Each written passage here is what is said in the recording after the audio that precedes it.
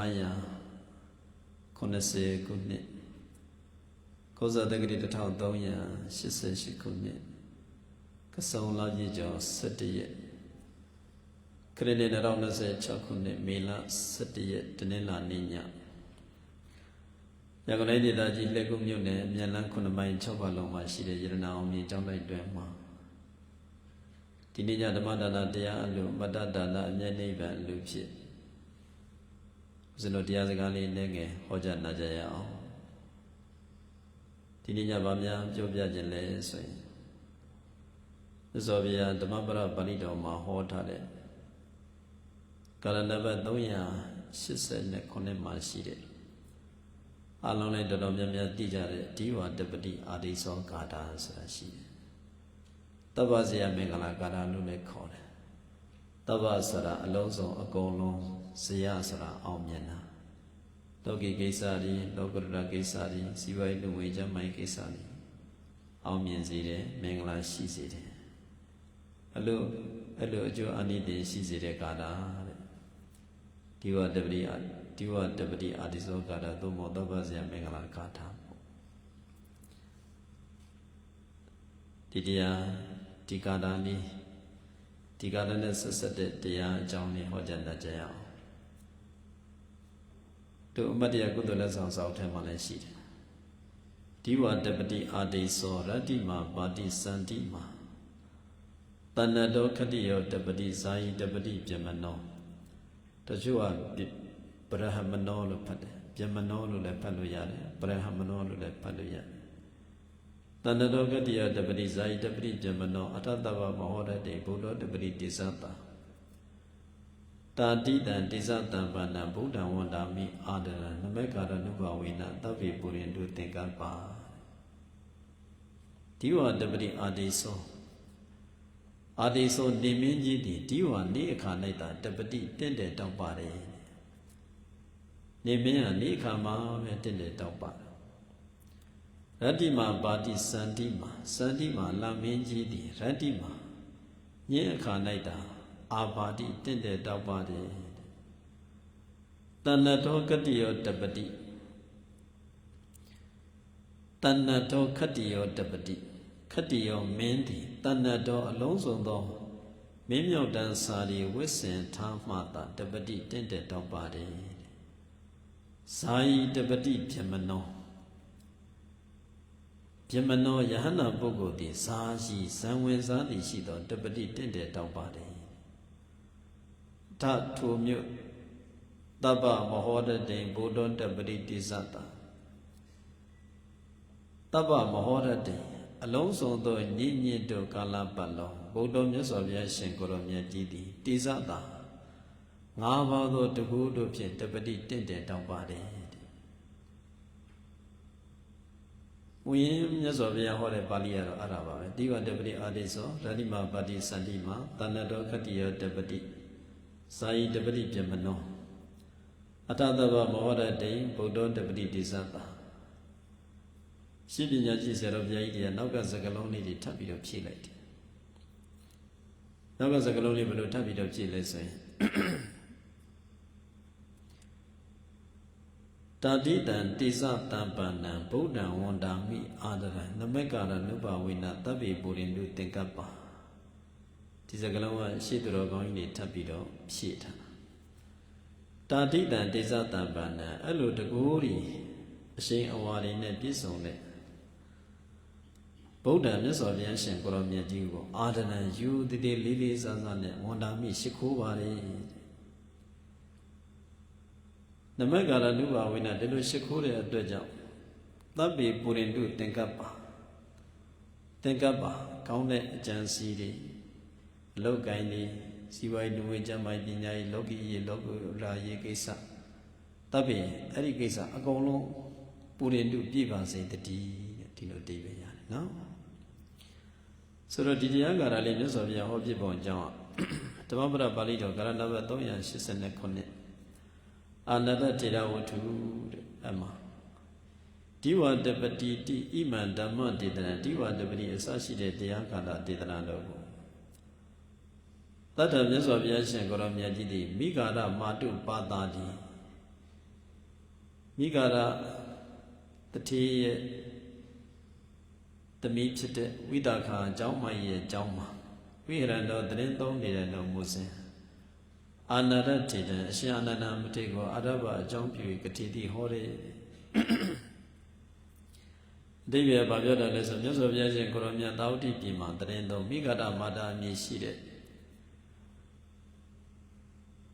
ဝိတာခာအကြောင်းမကြီးရဲ့ပုပ္ပါယုံအကြောင်းရဲ့ပြတ်တတ်မှာတရင်သုံးအဲ့လိုတရင်သုံးနေတဲ့ဟောမူတဲ့အခိုက်ညီတော်အာနန္ဒာကိုအကြောင်းပြုပြီးတော့ဒီတရားကာလဟောတယ်လို့ဒီလိုဆိုတယ်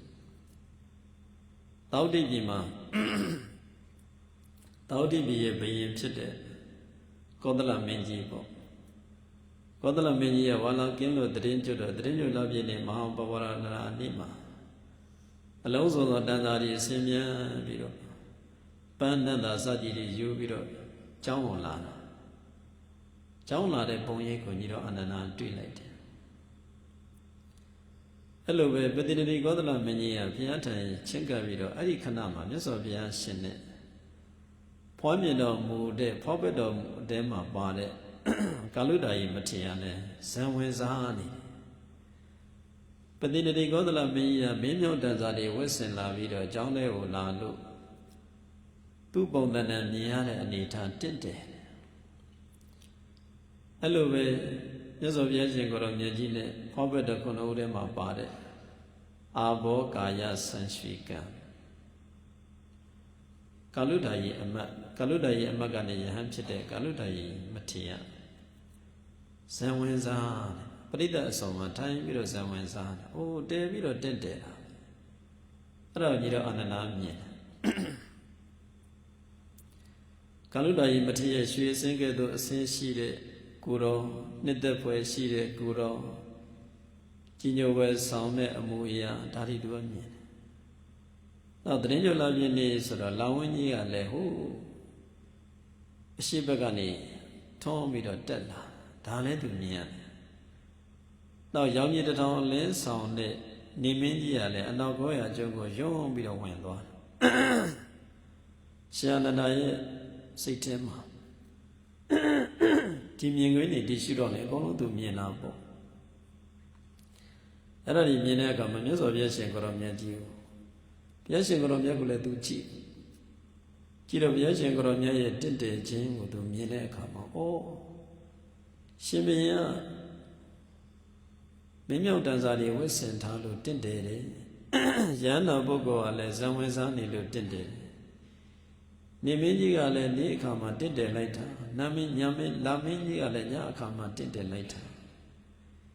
ဒီတင့်တယ်မှုတွေကိုတွေ့ပြီးတော့အော်မြတ်စွာဘုရားရှင်ကတော့မြတ်ကြီးတွေဟာတော့အဲ့ဒီအရာတွေအားလုံးထဲပို့ပြီးတော့တင့်တယ်ပါလားဆိုပြီးတော့ဒီလိုဖြစ်တယ်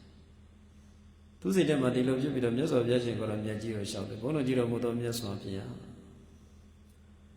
ဘုန်းတော်ကြီးတော်မူသောမြတ်စွာဘုရားဤခိုက်တတ်မှာလာမင်းကြီးထွက်လာတာလည်းတွေ့ရပါတယ်ဗျာတင့်တယ်လိုက်တာဗျာနေမင်းကြီးထွက်လာတာလည်းတွေ့ရတယ်တင့်တယ်လိုက်တာဗျာ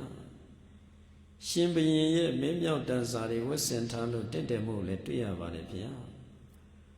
ရဟန္တာပုဂ္ဂိုလ်ရဲ့ဇံဝင်စားလို့တင့်တယ်မှုလည်းတွေ့ရတယ်ဗျာအဲ့လိုတင့်တယ်တဲ့အရာတွေအားလုံးထက်အရှင်ဘုရားကတော့ရှင်ဘုရားရဲ့အယံကတော့အဲ့ဒီအရာတွေတဲ့ပို့ပြီးတော့နှစ်သက်ပဲဖြစ်ပါတယ်ဗျာဆိုပြီးတော့မြတ်စွာဘုရားရှင်ကိုယ်တော်မြတ်ကြီးကိုဒီလိုလျှောက်တယ်အဲ့လိုလျှောက်တဲ့အခါမှာမြတ်စွာဘုရားခြေသားအာနန္ဒာတဲ့နေမင်းကြီးကနေ့အခါမှာပဲတင့်တယ်တယ်လာမင်းကြီးကညအခါမှာပဲတင့်တယ်တယ်တမ်းမြေအုပ်ချုပ်မင်းလုပ်တဲ့ဘုရင်ကယရနာမျိုးမျိုးတွေဖိုးတိုက်တန်တဲ့ယရနာတွေနဲ့မင်းဝတ်တန်စာတွေဆင်မြန်းထားမှသာတင့်တယ်အသောကင်းကွာတဲ့ယန္နာပုဂ္ဂိုလ်ဟာဇံဝင်စားနေမှတင့်တယ်ကိလေသာတွေကင်းနေတယ်ကိလေသာတွေကင်းနေတယ်အသောတရားတွေကင်းနေတဲ့ယန္နာပုဂ္ဂိုလ်ဟာဇံနေဝင်စားမှတင့်တယ်ငါဘုရားရှင်ရတော့တဲ့ညအခါမှ၌ညအခါ၌၎င်းနေ့အခါ၌၎င်းတိလကုံကုဏကုံပညာကုံပုံညကုံဓမ္မကုံအဲ့ဒီခုံ၅ပါးတည်ဟူသောတကူနဲ့အဲ့ဒီတကူအယောင်ဝါနဲ့အမြဲတမ်းတင့်တယ် ဆိုပြီးတော့မြတ်စွာဘုရားဒီလိုမိတ်အဲ့လိုမိတ်ပြီးတော့သူများရတဲ့ဂါထာလေးပေါ့စာရတဲ့အတိုင်းပြောမယ်ဆိုရင်တော့ဣမံဂါတံအာဟဣမံဂါတံဤဂါတာကိုအာဟမြတ်စွာဘုရားရှင်ဟောတယ်ဘယ်လိုဟောလဲဆိုရင်ဒီဝတပတိအာတိဇောရတိမဘာတိဇန္တိမတဏ္ဍတောခတိယောတပတိဇာယိတပတိပြမနောအထံတဗ္ဗမဟောတတိဗုဒ္ဓတပတိတိဇတာဆိုတော့ဘုရားဘုရားရှင်ဟောတာတော့ဒါပဲနော်တို့ရှိပြန်ရှိတော်ကောင်းကြီးတွေအဲ့ဒါမှထပ်ပြီးတော့ဖြည့်လိုက်တာတာတိတံဒေဇတံဗန္နဗုဒ္ဓဝန္တာမိအာရတနမက္ကာရနုပါဝေနသဗ္ဗေဘောနိနုတင်ကပ္ပဒါတော်ကောင်းကြီးတွေထပ်ဖြည့်ထားမူရင်းဟောတဲ့တန်ယုတ်ပထမအုပ်စာမျက်နှာ250ခေါ်မှရှိတယ်ဓမ္မပဒစာမျက်နှာ69မှရှိတယ်ကာဏနံပါတ်380ခေါ်မှရှိတယ်အဲ့ဒီဒီဝတ္တပတိအာရိသောဂါထာတနည်းအားဖြင့်သဗ္ဗဇယမင်္ဂလာဂါထာမူရင်းကတော့ဗုဒ္ဓတပတိဒေသတာအထိနော်ဆိုတော့မြတ်စွာဘုရားဟောတာဒီဝတပတိအာတိဇောရဏိမဘာတိဇန္တိမတဏ္ဍတောကတိယောတပတိဇာယိတပတိပြမနောအထာတဗ္ဗမဟောတတိဗုဒ္ဓတပတိတိဇတာအာနန္ဒငါယိဓမ္မဂဇာလိမဝိညိဝအာနန္ဒအာတိဇောနှိမင်းကြီးသည်ဒီဝနိအခါ၌သာလျင်တပတိတင့်တဲ့တောက်ပပါပေ၏သတိမာလာမင်းကြီးသည်ရတ္တိညအခါ၌သာအာဘာတိတင့်တဲ့တောက်ပပါပေ၏နှိမင်းကြီးကနေ့အခါမှာပဲတင့်တယ်လာမင်းကြီးကလည်းညအခါမှာပဲတင့်တယ်တဏ္ဍတောခတိယောတပတိခတိယောမင်းဒီတဏ္ဍတောမင်းဝတ္တန်စာတွေဆင်မြန်းထားတဲ့အခါမှသာတပတိတင့်တယ်ပါပေ၏ရှင်မင်းဆိုလည်းကြည့်မင်းမြောက်တန်စာတွေဆင်ထားမှတင့်တယ်အဲ့လိုပဲတို့ဆရာလေးတွေကြည့်မလားဆရာလေးတွေဝတ်စုံနေကရုံးလေးရလေးတုံးထားမယ်သပင်းရဆက်ရှိဖြစ်နေတဲ့နှကမ်းမွေးမိုးစမွေးတွေဖြစ်နေတယ်ဆိုတဲ့အဆင်မပြေဘူးနော်ကရုံးလေးရတုံးထားမယ်ဒီနှကမ်းမွေးမိုးစမွေးလည်းမရှိဘူးသင်္ကန်းလေးတသက်ချီယုံထားမယ်ဆိုဦးတင့်တယ်နေတာရဟန်းတစ်ပါးလည်းဒီတိုင်းပဲသင်္ကန်းလေးတသက်ပဲပဲလေးနဲ့တသက်ချီယုံထားမယ်သင်္ကန်းလေးရမ်းထားမယ်ဆိုဦးတင့်တယ်ကိုယ်လေးတွေဆိုလည်းဒီတိုင်းပဲနော်ကရုံးလေးတုံးထားမယ်သင်္ကန်းလေးတက်ချီကြီးလေးတပ်ပယ်ထားမယ်ဆိုဦးတင့်တယ်မျိုးသမီးတွေကြည့်သူဝတ်စုံလေးနဲ့သူ့အတူဆိုဦးတင့်တယ်ဆိုတော်လေးကြည့်မလားဆိုတော်လေးတစ်ချိန်တက်ဆိုတဲ့အချိန်သူအဲ့အချိန်မှာသူတင့်တယ်အောက်မှာဆိုတော့ဘာမှမဟုတ်နော်တင့်တယ်နေတာဇတ်သွားတွေဇမင်းသားတွေဇမင်းသမီးတွေဦးသူတို့ဝတ်စုံလေးဝတ်ပြီးတော့တက်ပြီးတော့ကနေတဲ့အချိန်မှာဦးတင့်တယ်ပြီးတော့သူတို့ကိုလိုပဲနော်တို့လေရင်တွေပါစီးတဲ့အခါခီးတွေပါသွားတဲ့အခါရုပ်ရှင်မင်းသားတွေရုပ်ရှင်မင်းသမီးတွေဇမင်းသားတွေဇမင်းသမီးတွေနာမည်ကြီးတဲ့ဘုန်းကြီးတွေနာမည်ကြီးတဲ့လူတွေနာမည်ကြီးတဲ့မြို့သမီးတွေနာမည်ကြီးတဲ့အမျိုးသားတွေတွေ့နေတာဒါပေမဲ့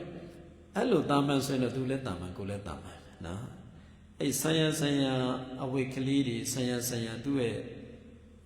ယဉ်ကျေးမှုအရာဝတ်စုံလေးတွေဘုန်းကြီးဆိုလည်းဘုန်းကြီးသင်္ကန်းပေါ့သီလရှင်ဆိုလည်းသီလရှင်သင်္ကန်းပေါ့ဝတ်စုံပေါ့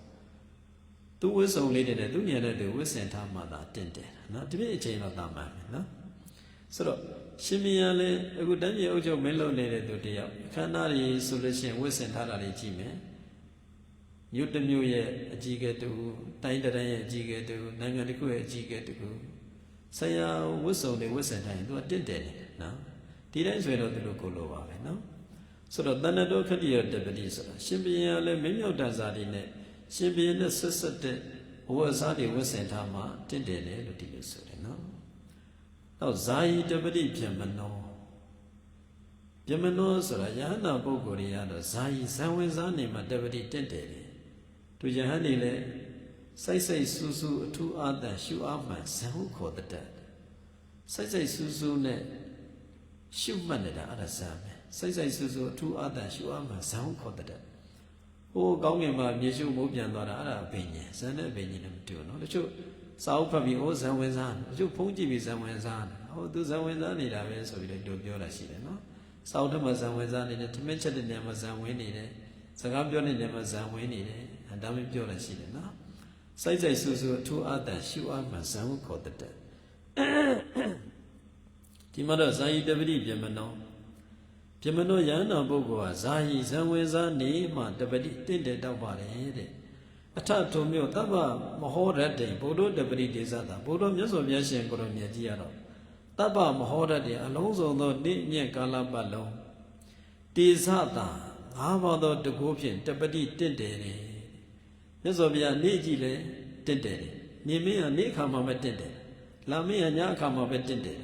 Shimmy Mino Dazari was in Dama, Tinde. Now, Aluwe, Shana Buguri and Samazani Mantenda. Yes, of Yashin Goromia Giaro. Atta Taba Mohodati, Alonso no Nini to Calabalo, Neo, Bechi Mepsi Yashano, Tisada, Navado to Kune, Podo Yashiana, Tabati Tinde needed. I think Navado to go about Lesson. The Mabara Atakara, Tudia, Samina Doya, Kuzen and Chama, Yeta. Tizada, Tizada, so that the Bunga was a body less when in it. Tama the Modo Pana, Tama the Buddha may have Naso Biashin, Diga. Tila Dizina, Tila the Gopian, Todilia Dizan. Tila Machide Bugu de Apoma, Tila the Gogo. Now, Tila Machide Durine, Tila Machide Durianiama, Tila Je the Go. Guna Dizina, Neguna Dizan. Gomashi Niama, Gondi Udo the Go. Now, this of Yama Gongshi, Bagon, Tilago, the Marigo, Pinago, Tiloconi Biora, no? So, Tila the Gopsin, Tila came a jingolagon. Now, yes of Yama, Tila di Udo to Kune, Tila came a to you, Tila came a to the Poma, Tila di Udo to Kune, just of your tended Tauba. Now, Guna Dizana, Neguna Dizan. Bondagone, Bomeredu, Gomeredu, Bondagone, Gomeredu, Ria Boma, Tinetapar. Pina Dizina, Dobinia Dizan. Pina Dizina, Pina Diudo to go bien, Dobinia Dizan, Pina di Machide to Ria Boma, Pubido, Tinetapar. So, Pila the Goye, Gondagoye, now Pina the Goye. Now the good go about it, saying. Ponya Dizena, Abonya Dizan, Kaumu Machide do the Elema, Kaumu the Gune, then the Tabale. Good of Gomu, the Pias of Yashin, Bomias are located. Now, I Kaumu the Gune, then the Tabale. Now, Tama Dizena, Adama Dizan. The Adi Udo, Atama, Matiadu, the Adi Gopian, then the Tabale. Now,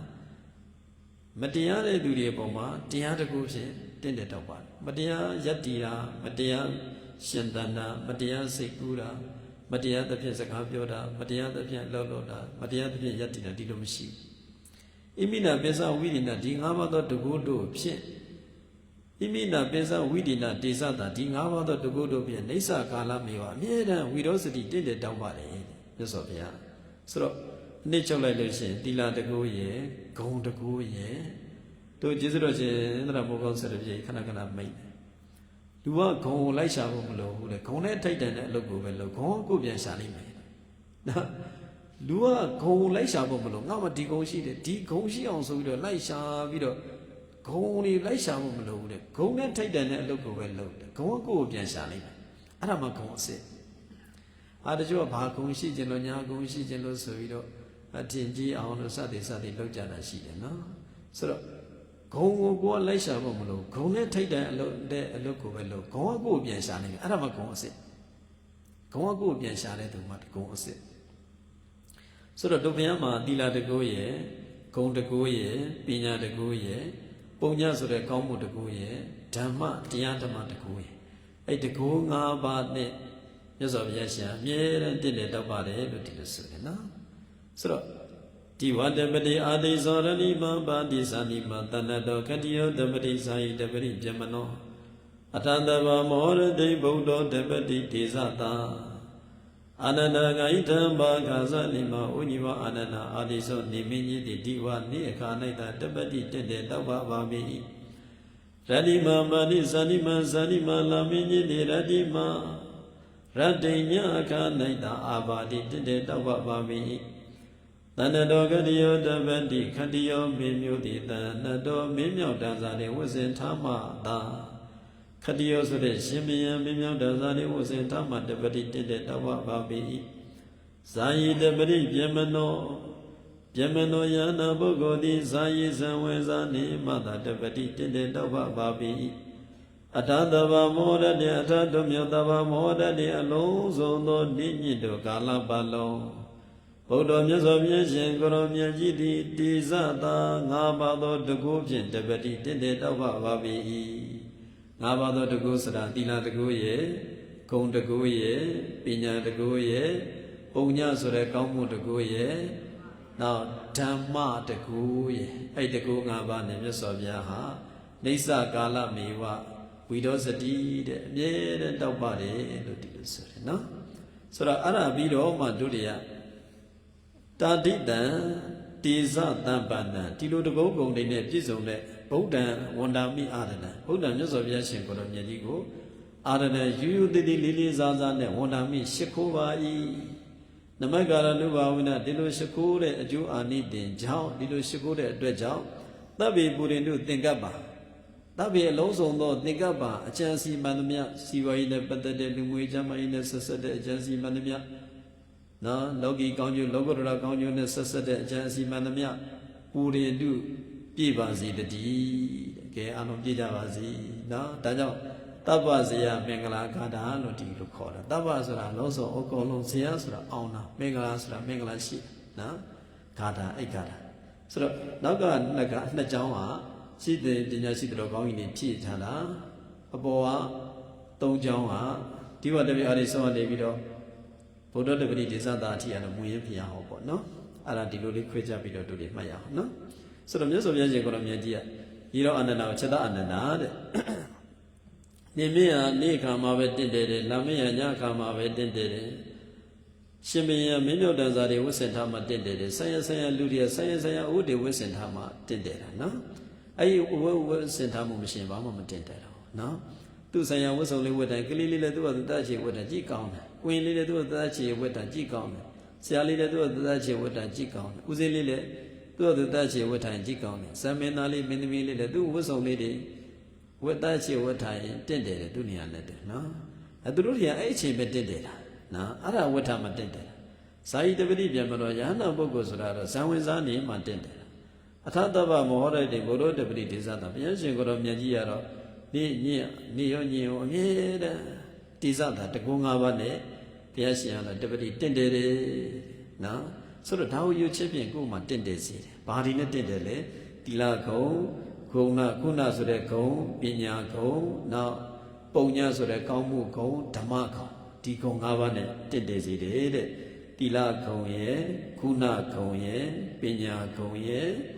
ပုံညာဆိုတဲ့ကောင်းမှုဂုံရဲ့ဓမ္မဂုံရဲ့ဒီ၅ပါးနဲ့တင့်တယ်ဆိုပြီးတော့မြတ်စွာဘုရားရှင်ကိုယ်တော်မြတ်ကဒါဟောပြီးတော့သစ္စာ၄ပါးပြပြီးတော့ဒေသနာဝတ္တနိသစ္စာ၄ပါးပြဒေသနာရဲ့အဆုံးမှာဘ ഹു များစွာကုန်သောသူတို့သည်သောတပတ္တိဖလာတိနိသောတပန်စသည်တို့သို့ဘာပုနေသူရောက်ကုန်၏တဲ့ဒီတရားကာရနာပြီးသောတပန်တည်တဲ့သူတွေအများကြီးပဲဆိုတော့အကျိုးရှိတာနော်အကျိုးရှိတယ်ဆိုတော့တို့များလည်းဒီတရားကာရနာသဖြင့်အကျိုးရှိပါစေလောကီကောင်းကျိုးလောကုတ္တရာကောင်းကျိုးရှိပါစေဒီတရားကာရရွတ်သဖြင့်လည်းအကျိုးရှိပါစေတတ်တဲ့တရားလိုက်နာကျင့်သုံးသဖြင့်လည်းသီလဂုဏ်နဲ့ပြည့်စုံအောင်ခုနဂုဏ်နဲ့ပြည့်စုံအောင်ပညာဂုဏ်နဲ့ပြည့်စုံအောင်ပုံညဂုဏ်နဲ့ပြည့်စုံအောင်ဓမ္မဂုဏ်နဲ့ပြည့်စုံအောင်ကြိုးစားသဖြင့်လောကီလည်းကောင်းကျိုးတွေရပါစေလောကုတ္တရာကောင်းကျိုးတွေလည်းရပြီးတော့အမြင့်ဆုံးအသာဆုံးဖြစ်တဲ့အရတ္တမေအရတ္တဘုဉာဏ်အတိအထိရနိုင်တဲ့တရားတို့အတိလူများရနိုင်တဲ့သူတော်ကောင်းတွေကိုယ်စီဖြစ်နိုင်ကြပါစေကုန်သတည်း